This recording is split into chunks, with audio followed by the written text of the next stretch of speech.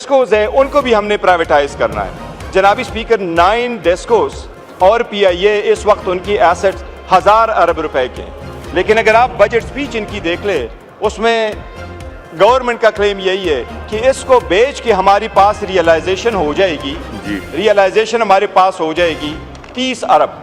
तो ये लॉजिक लोगों को समझाए कि 1000 अरब का बेच के 30 अरब रुपए कहाँ की लॉजिक है। ठीक है। दूसरी बात पीआईए से रिलेटेड बहुत अहम है और वो लीगल है, ये उसकी ज़रूर कराए ये हो नहीं सकता।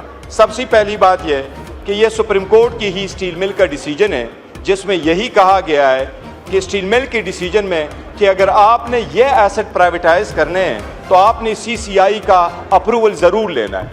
गवर्नमेंट ने अपने बजट में ये कहा है कि हमने अप्रूवल लिया है लेकिन नवंबर 2023 में अप्रूवल लिया है, तो ये मानते हैं कि सीसीआई का अप्रूवल लेना ज़रूरी है।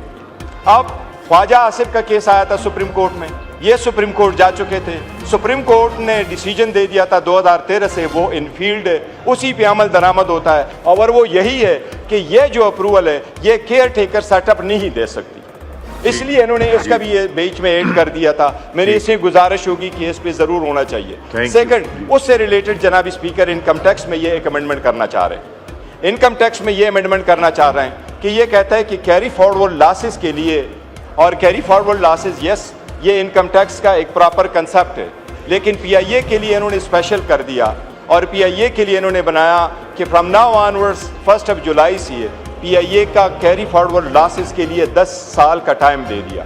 ये 10 साल का टाइम आप क्यों दे रहे जबकि आप ऑलरेडी पीआईए का जो खसारा है वो आप दूसरे पाक को जा चुके। जनाब स्पीकर मैं एक गुजारा करूंगा, लोगों को कहा जा रहा है कि आप फाइलर बन जाओ, अगर नहीं है तो ना आपको पासपोर्ट मिलेगा ना अप्लाई कर सकते हैं। मैं आपको 2-3 चीजें गुजार करा रहा हूँ। जब तक ये बीआर के स्ट्रक्चर में चेंजेस नहीं करते इनको कभी ना टैक्स नेट बढ़ेगा न इनकी टारगेट कभी रीच होंगी। जिस तरह इस वक्त 38% उन्होंने लास्ट ईयर के जो कटअप टारगेट डेट रखा था उससे बढ़ा दिया, जबकि लास्ट ईयर ये फेल हो चुके।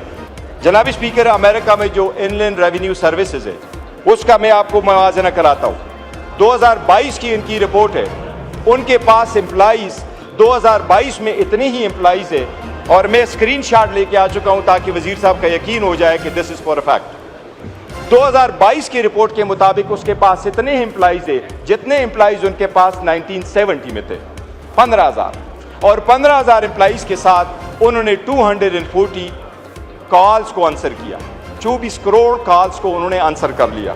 सबसे बड़ी बात उनके ये है कि आज भी वो बजट के हिसाब से जो पॉलिसी बनाते हैं उनको नेट बढ़ाने के लिए आप नेट तो बढ़ा देते हैं लेकिन स्लेब नीचे कर देते हैं। ये मैंने इनकम टैक्स में थैंक यू।